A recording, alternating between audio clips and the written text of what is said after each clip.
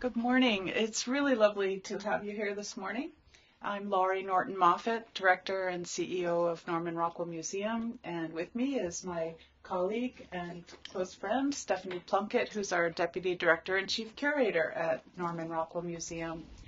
And we are so pleased today to celebrate a very special person and a very special moment, which is the republication after 20 years of the book Soul Support that was created, designed, written by the amazing artist Deb Koffman, a beloved figure in our community who passed away too soon, a year or so ago.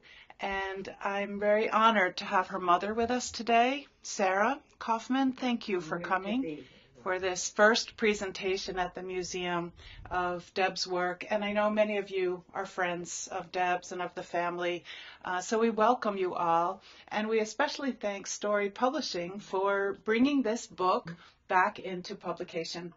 You may not all know this, but this book was given a shout out on the Today show a few years ago as one of the very best holiday gifts, but I would say year-round gift to feed your soul.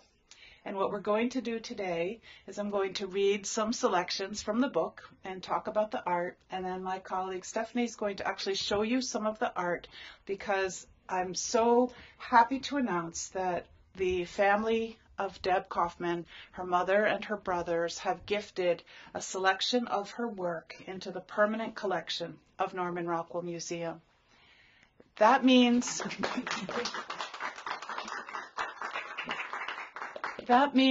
that her art and her spirit and all that she gave to the world will live on in this museum and be shared on our gallery walls, shared online, shared in programs like this, shared in displays that we'll be setting up in our classrooms, and potentially travel to other museums to continue to bring her joy to life in the world and live on in the way that her spirit and her soul inspired so many of us during her lifetime and continues to inspire me today. So I'd like to start by reading the very special introduction that she wrote to this book. And she describes that this book is about getting unstuck in your creative projects, your job, your relationships, your life. It's about making where you are and what's happening okay. It's about thinking in a new way. It's about getting a broader view. It's about acknowledging what's true. When you don't know what to do or where to go or what to say, contemplating these cartoons in this book may inspire you to play in your own unique way. This book can be read, seen in any order, or you can randomly peruse. Any page can be tasted, felt, as often as you choose. I think she's as inspired as Dr. Seuss.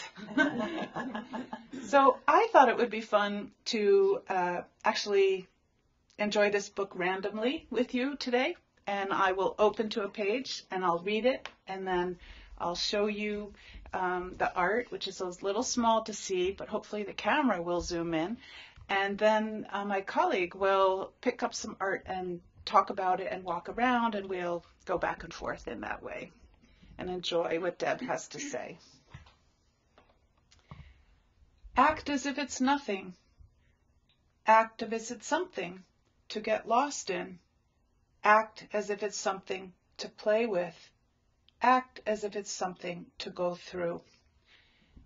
And the idea here, if you're faced with an obstacle and there's a big boulder in the way, that you can act as though you can walk right through it, or as if it's nothing in your way at all, or something that you can play with.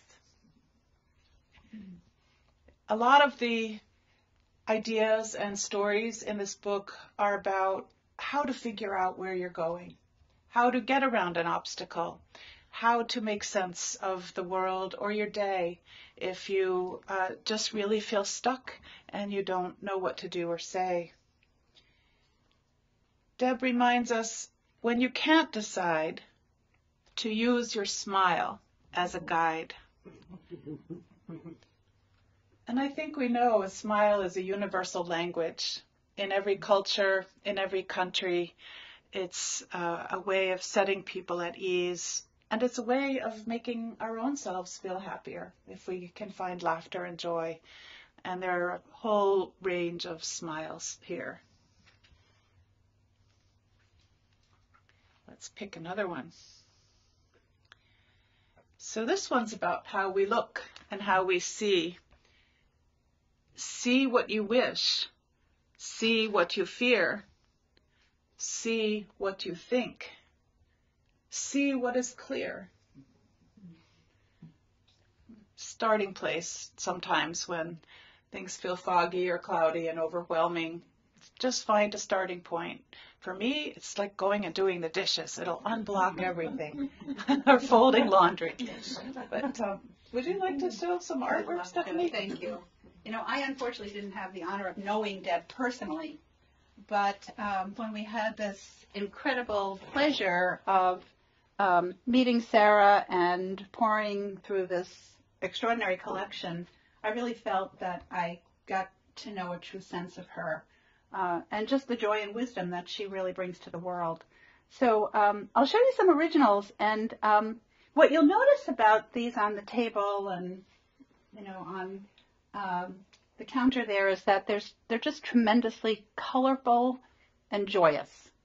And the way that she framed them was extremely specific. So the framing that you'll see and the matte colors and the frame colors are chosen by her and really meant to, I think, underscore the messages in each of the pieces. So I will show you a couple. Lori was showing you a couple of pages that dealt with feet, which appear in quite a few of Deb's works. And in reading about Deb, what I learned and what she said was that the feet were representative of her. And these are really wonderful. This one says, and these are dimensional. You know, she would create artworks that kind of popped off the page, and they made them very exciting, actually. So this says, walking along a speedy roll, and it's, of course, feet on roller skates. Did she roller skate, Sarah? Not that I know of. In her imagination. I know nicely. Yeah. I don't know about it. And then the second one says, walking supported a slower stroll. And here you see there's a crutch.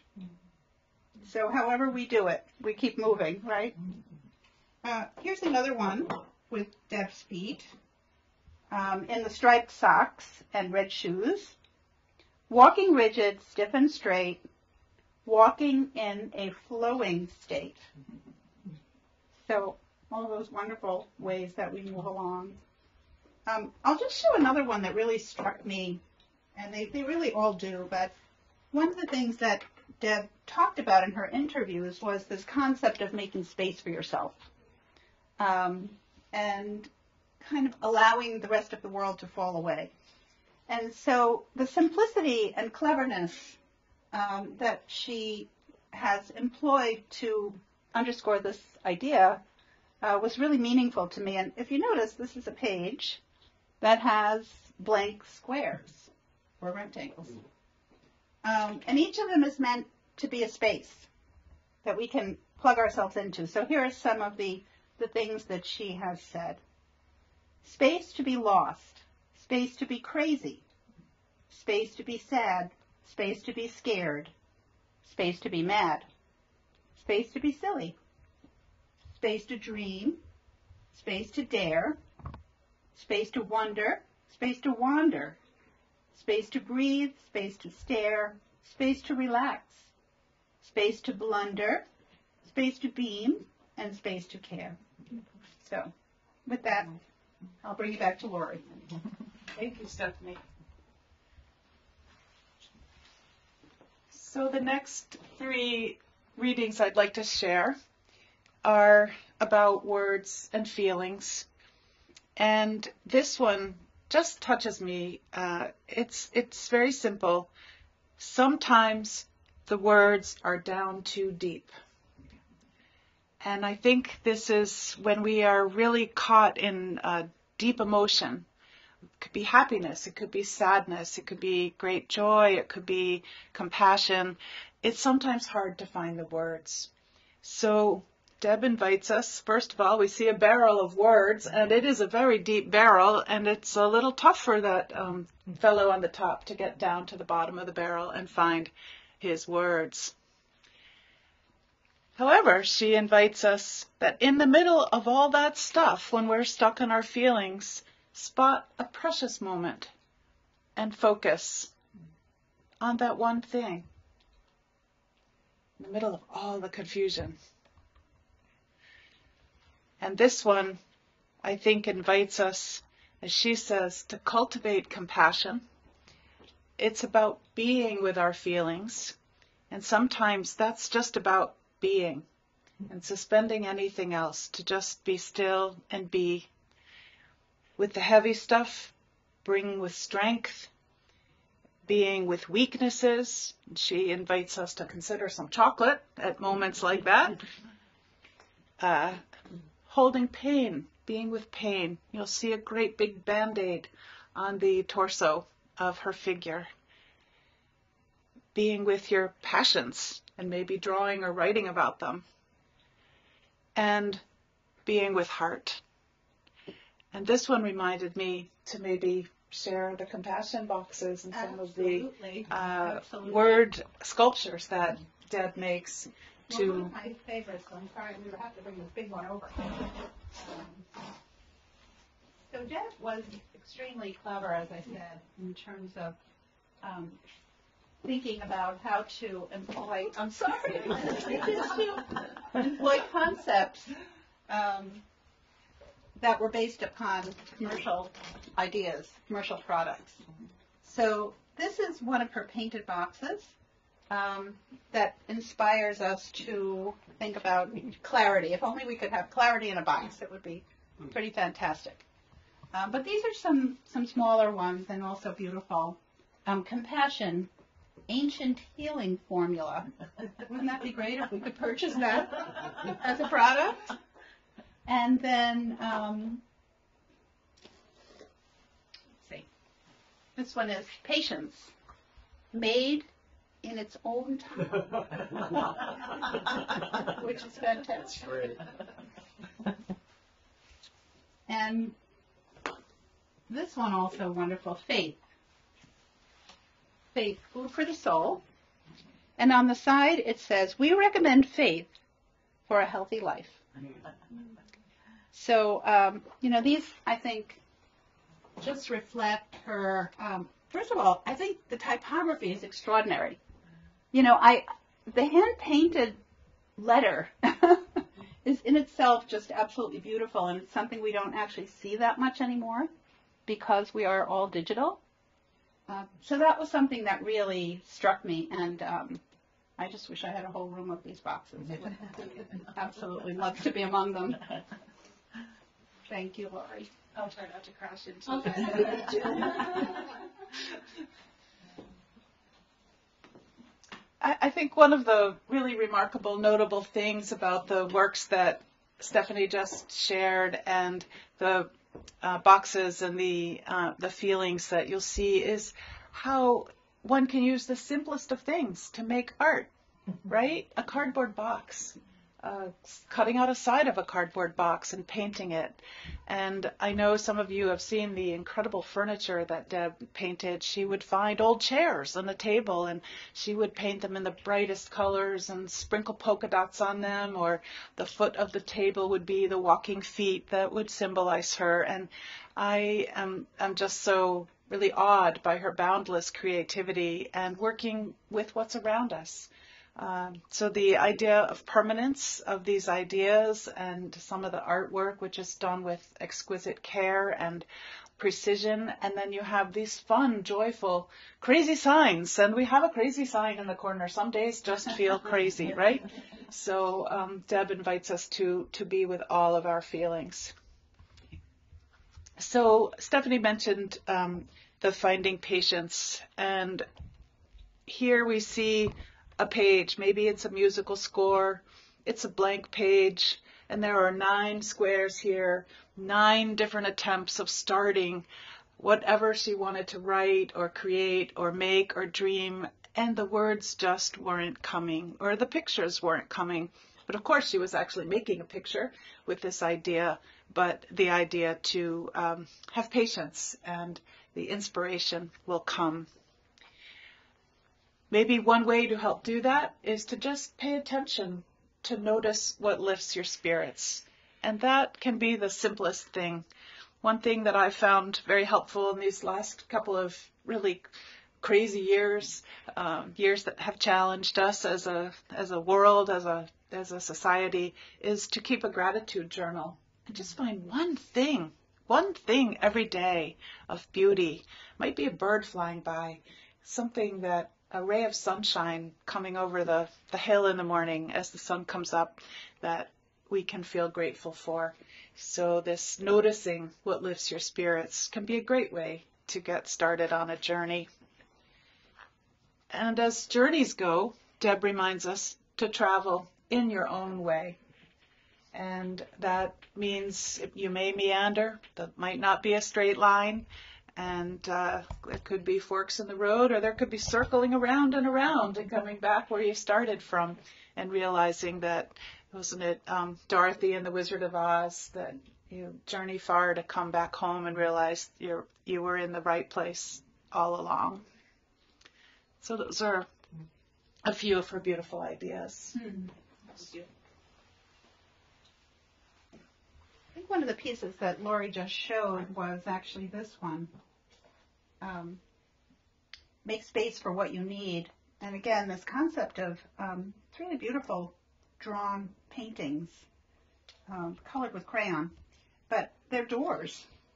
And in each of the doors, there's a window, and the windows invite us to open the door, to have room to be crazy, room to cry, room to panic, room to sigh, room to care, room to scream, room to be wild, room to dream, room to be lost, room to be mad, room to be silly, room to be glad, room to rest, room to stare, room to not know, room to dare. So they're just wonderful little drawings, reflective of some important ideas. Let's see. These I thought were really wonderful. So these are drawings of bottles, almost like you could put them in the sea and float them for somebody else to find.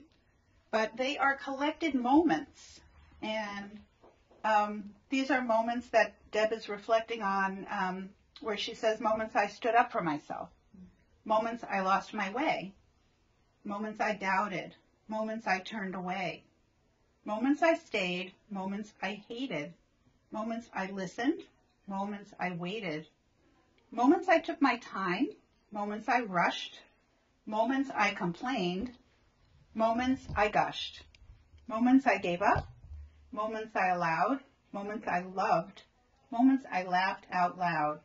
And what's wonderful about these, I think, and all of her work, is that it's actually so relatable to all of us. I think everyone has had these feelings. The difference is that, many of us have a hard time finding expression for these ideas. And she really found the expression in her art. She made them rhyme.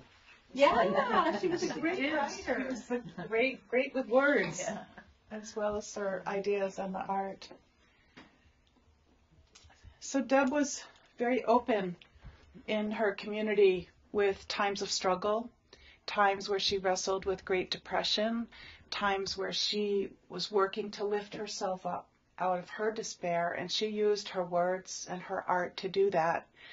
And one of the ways she did that is to try to be present in every moment, using principles of Zen, principles of being present in the moment to get from moment to moment. And these are very tender feelings, and this was a part of Deb's creativity. It was a part of how she walked in the world, and brought so much joy and lifted so many people's spirits, why she sometimes struggled with her own depths of despair. And she illustrates that here with a big black hole. And I think there are times we all feel this at moments as we cycle through life and loss. And she asks, can anyone hear me? Get me out of here. Help. So this call for help, to be alert as friends when somebody is in a time of need. And she reminds us then to just listen. And maybe that means to be present for a friend and just listen, or maybe it means to listen to ourselves and to see what begins to surface. So she gives us some tips on doing that. She says, reminds us, just concentrate on our breathing. And we know this is really an important principle in meditation and yoga. Many kinds of modes of healing is to focus on our breathing. And with every breath, we can be grateful and we can be present and we can shift the mood and shift how we're feeling and experiencing.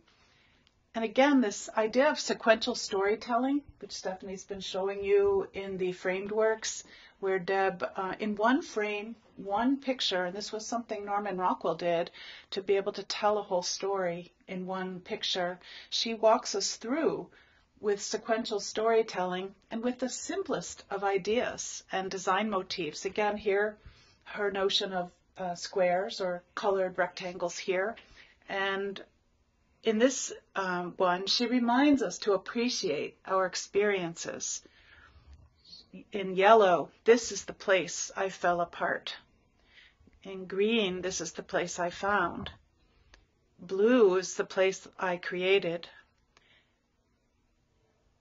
And this magenta, this is the place I ground. Orange, this is the place I remember. And lavender, this is the place I forgot. This is the place that bores me, little white box here. And this is the place I fought. All are honest human emotions, right? Pink, this is a place I come from. And in red, this is the place I remember. The deep purple, this is the place that scares me. And here is a place I hide. This is the place I danced in. This is the place I wish for. This is the place my heart opened. And this is the place worth living more. Just so poetic and philosophical. Just beautiful words of inspiration for all of us. Would you like to show a few more pieces? Sure. Well, I'm actually wondering if anyone here would like to choose something that we haven't yet looked at and come on over and show it and read it. Anybody like to pick something up? Joanne, I'm calling on you. I was calling you as well in my mind. I think we haven't gotten to some of the pieces over here, if you'd like. So would you like me to Come right over. bring it over Bring and it over. interpret or share? Would you like to read and then I'd love share to. thoughts? Maybe go a little closer to the microphone. Thank you, Joanne. Well, the first thing you may notice is this magnified circle and the marvelous colors.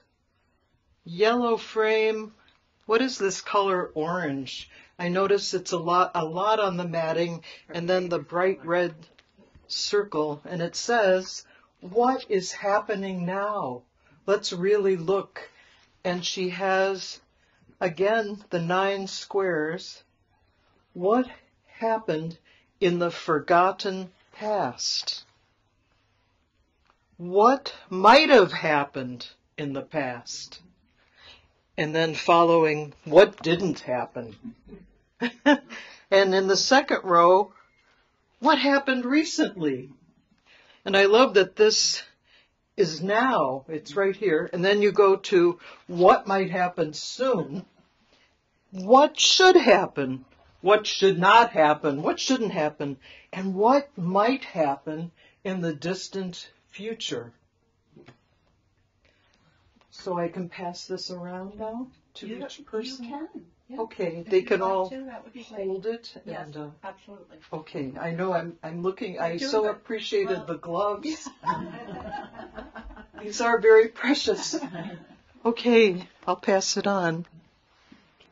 Seems like something every guidance counselor should have in their office. Yes. Indeed. Exactly.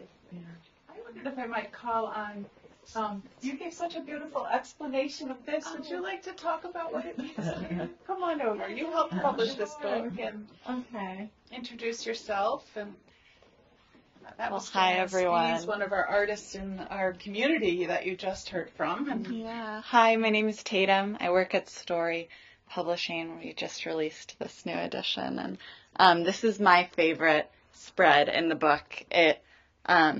It's that beautiful orange color that you noticed too, and it shows Deb's foot here, sort of at the end of a very long and winding and confusing and crazy path, and it reads, "Follow your intuition." And I really love that. And we were talking upstairs about how everyone might have a little bit of a different interpretation of this piece. And for me, I think when I see this, I think even if it feels like you're on the wrong path, even if it feels like you're making a wrong decision, if you're following your intuition and really listening to your heart, then things will work out in the end, and you'll end up where you need to be. So I love this one. Thank you. beautiful, beautiful. Thank you. Tatum.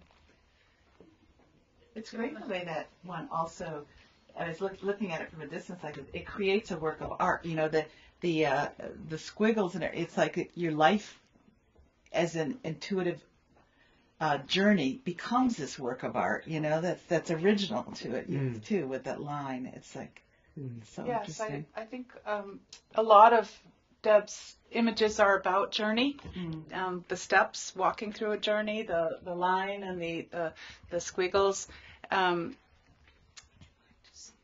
I think one thing I was thinking about before doing this program, and Stephanie and I have often talked about this, that artists and illustrators are able to say more with a picture than we often can with words. And I was struggling, like, how am I going to talk about these pictures? Because the pictures say better than any words I can put to them, that Deb has already really condensed into these beautiful ideas with very simple designs and motifs. So she gets us talking, she gets us thinking, but she says it better than it's really possible to talk about. But in that, she invites us to watch our minds. My empty mind, my mind filled with it, my mind giving some space to it, my mind straining to understand it. Don't think about it. And of course, then that's all you can think about, trying to train my mind to resist it. And then over here, letting go of it, back to a beautiful, uncluttered, clear mind. Which mostly our minds are never uncluttered, are they? Would you like to show another work? That would be this one. Thank you so much. Like that. Would you like to show one you were choosing? Because you did such a beautiful job with this book. Thanks. If you'd like to pick one up and come right to the microphone.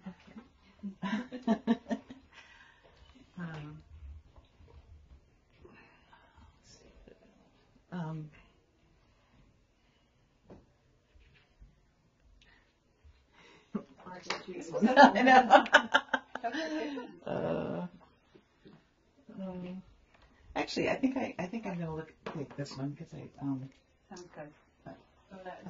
And maybe introduce yourself. Okay. Yeah. So I'm Deborah Falmouth from Story Publishing, and I had the honor of working with Deb on the first edition of Soul Support. I just wandered into her gallery one day on in Housatonic and was just blown away by her art. And we talked for a few years before it actually came together in the book. But I really got to know Deb in that process, and she shared so much of what inspired the book, that it inspired me, and really shaped my work at Story, because it was a very different kind of book for us to do. We do a lot of very practical books on gardening animal raising and nature observation, but all of the books are about creating a more joyful and engaged life, of finding things that really bring meaning into your life. So Deb's work just felt like it took what we do at Story and put it in this much bigger arena. So, her book became the beginning of me thinking of new ideas for Story too. So I'm so grateful to Deb for that and what our mission could include. So this one says some of the parts, and I think what I love so much about Deb's art is, so many things, but taking something that's like a common phrase, like so many of these things that we just say without thinking about, and then really thinking about it, but also making it concrete, and then it gives it, it gives value to everything that these things that were just like, so these parts: inspired, creative, authentic, clear, confident, courageous, relaxed, humble, considerate, wise, compassionate. And they all have these little, like she's imagining them actually as little pieces. And this says, these are the parts I'm willing to love. And on this side, there's like arrogant, bored, defensive, ashamed, removed, worried, judgmental, scared, insecure, angry. And so these are the parts I'm willing to love more, which is, embracing all of, it's just like so, it's just so profound, and with using simple concepts like that, but like that idea of embracing all of yourself, even the parts that you would think, well, maybe these are the parts that I tend to think, oh, that makes me an awful person. But instead it's like, this is all part of being human and who I am. So, so that's a lot of, I think, what I just admire about Deb's work. That was beautifully said. Thank you so much. You're welcome. And it's funny, I think her work brings out the poetry in all of us. And one of my favorite aspects of Deb's work are her painted signs. She has done many of them. And, aside from the fact that they are so vibrant, they emphasize all of the ideas that we've been hearing this morning. But you can see how simply they are done. They're on cardboard, as Laurie said. Use what's around you. There's maybe a piece of wood on the back so that it could be mounted on a wall or a stick. But they're just incredibly joyous. And we are really looking forward to installing these here at the museum in the near future. Excuse me, Stephanie.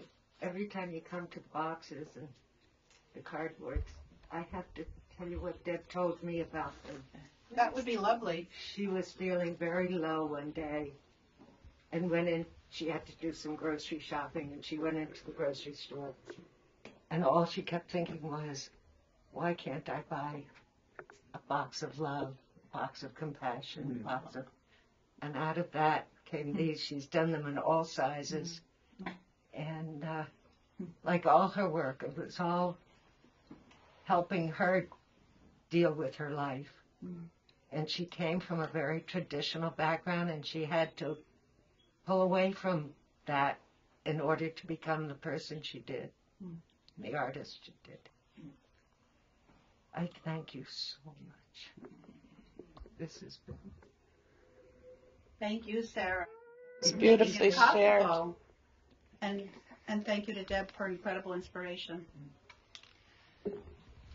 I'd like to close with these 3 thoughts that Deb invites us to create our own reality. I love that, wanting to go into a store and buy a box of love. And she draws here a room to dream, reminding us to make space in our lives to dream. Make a place for that. She also notes it takes courage to step into the unknown. We don't know where we're going most days, and we can either be stuck and stay there or maybe venture a little bit out, or we can step into the unknown and be open to possibility. And that's what I think she's inviting us to realize there is possibility in every new moment and every new venture, and to have the courage to look for that. But then she focuses us a bit and she says, carve out space for what you value. And in this picture, she invites us to look at all of the things we encounter and choose what's valuable to us, and maybe to let go of what doesn't enhance our lives and what isn't personally valuable. She calls out resting and writing and drawing, wandering aimlessly, dreaming, dancing, having conversation, musical notes, and a whole range of ideas of things that she's looked at that gave inspiration to her in her life, that nourished and fed her. And of course, this lives on to nourish and feed all of us. So we just want to thank you so much for honoring Deb's life, for permitting the museum to steward her legacy and take care of this artwork and share it with the world in so many fresh and new and different ways. And there'll be more programs and activities happening at the museum as we begin to incorporate this art into our spaces, into our exhibitions. And I have to say, I did know Deb, and like many of you, felt very close to her. And I think one of the things artists do in our lives is they leave a very large part of themselves still living. And they do that through the art they create, and they're here with us every day.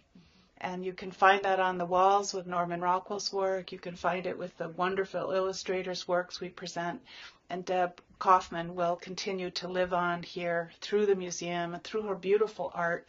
And thank you for bringing it back into publication so that everybody can have a bit of soul support on a day that you need it.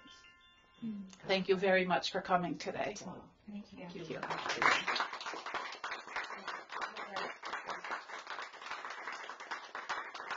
Well, so we originally published the book in 2003, and so Story Publishing is located in North Adams, and we work with authors all over the country, but we really like finding local authors. And I had discovered Deb and was really excited about her work, and that was what had brought about the original Soul Support book that she and I worked together on. And it had sold steadily for 20 years, but the sales had really ebbed off. But it was always a book that I loved, and then a couple years ago, it might have been like a year and a half ago, I guess, the Today Show, one of the producers there who did a segment on great gifts, I think, and she had picked a variety of things that she loved, and one of them was the Soul Support book, and just out of the blue, she called us and she said, I'm going to feature this on the Today Show because this is one of my favorite books. And she gave this little testimonial about how this was a book that was really helping her whole family through the pandemic, especially that when they needed a lift, they'd pass this book around and they'd share it with their friends. And she just spoke from her heart about how she loved this book. And we saw the sales suddenly take a spike, that more people wanted that book. And to tell the truth, we were almost out of the copies of the book by that point because it had been selling for so long. So that really made us think, gee, this book speaks to a whole new generation of people. And so we had an opportunity to bring it back into print. And the fact that it coincided with the Norman Rockwell Museum acquiring some of Deb's art, and then so Laurie Norton Moffat has written a new foreword to the book about her relationship with Deb and what she knew about Deb and appreciation of Deb's art. And it's just given, and the fact that Deb had died, and that was just so sad, and we're just so happy to be able to be part of keeping her legacy alive.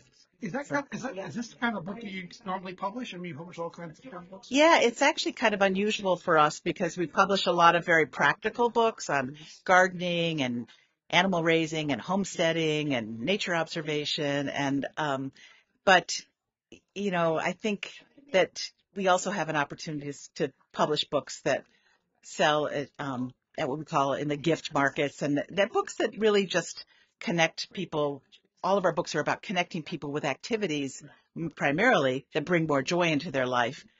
So Deb's book is a little different that way, but it's really the bigger picture of bringing joy and